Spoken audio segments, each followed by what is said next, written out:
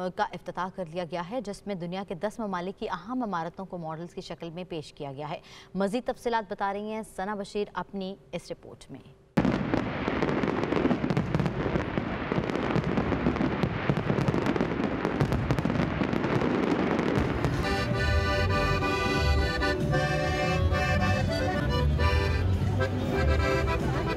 दारुल हुकूमत रियाज में Saudi entertainment authority के जेर एहतमाम मौसम रियाज में मुख्तलिफ तहजीबों से सजे और तफरीह से भरपूर ब्लू आर्ट वर्ल्ड का इफ्तिताह इंटरटेनमेंट अथॉरिटी के चेयरमैन तुर्की अल शेख ने किया। वसीओरीज इलाके फैले ब्लू आर्ट वर्ल्ड को 10 मुख्तलिफ जोन में तकसीम किया गया है, जिसमें दुनिया की सबसे बड़ी मसनूई झील के अलावा अमरीका, फ्रांस, इटली, जापान, चाइना समेत दीगर ममालिक के अहम मकामात को मॉडल्स की शक्ल में पेश किया गया है।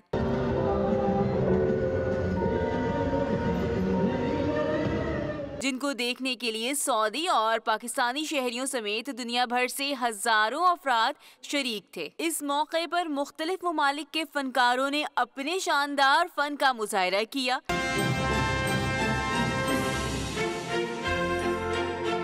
जबकि ढोल की थाप ने भी खूब समा बांधा और लोग खूब महसूस हुए।